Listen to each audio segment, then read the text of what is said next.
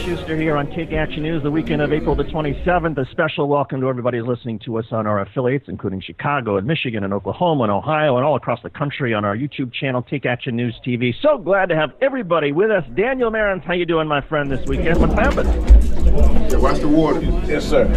Well, we're going to get to Daniel Marans in just a second. You know, we do a little bit of a swap out in terms of the Rock Newman show. And how about that interview with Minister Farrakhan? Oh, my goodness. What an interesting look. You know, a lot of us disagree with Minister Farrakhan, but it was a fascinating interview. Hats off to Rock Newman for asking some great questions and all the right questions and facilitating just a mesmerizing conversation. And you heard it here on WEAC Radio. And for all of you, part of our syndicated stations, you can always go to weacradio.com if you missed or if you're interested in that interview with Rock Newman and Minister Farrakhan.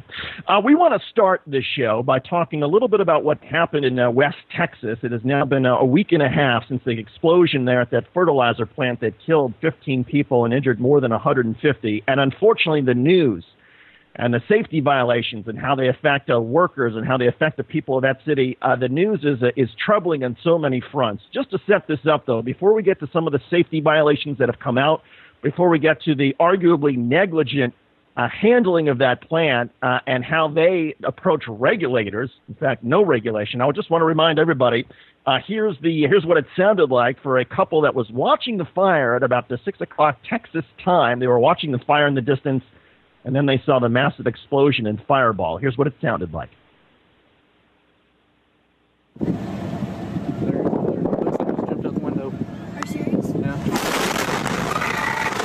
Oh, you okay? Dad? You okay? I can't hear. Come here. I can't hear. Get out of here. Please get out of here. Oh, my God. Please get out of here. Please get out of here. Oh, my God. Dad, please get out of here. So you can hear the absolute terror of that family. The poor girl who literally had her eardrums blown out, couldn't hear anything. And the father, of course, got out of there. Incredibly frightening situation, not only for them, but also for everybody living in West Texas. More than 50 homes destroyed. There was a nursing home that had the roof collapse. There was a literally search and rescue effort that had to be undertaken. And then, of course, there were the poor firefighters. The volunteer firefighters who reported to that fire, not realizing that because there was no reporting on the chemicals inside, when they were pouring water on that fire, it only made the fire worse. Here's Martin Savage of CNN, a part of his report with the 911 calls that evening. Big old mushroom cloud. The blast was so strong, it registered as a magnitude 2.1 earthquake. We're in Elmont. We just saw an explosion on the horizon. Here, we need every ambulance we can get this way. A bomb just went off inside here. It's pretty bad.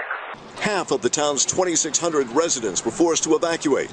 Officials concerned about potentially deadly gas fumes and a second fertilizer tank that could also explode. People living near the plant feared for their lives. When it exploded, we all just hit the ground, and I was trying to cover up my daughter because there was a lot of debris flying. And then after that, it was just basically search and rescue.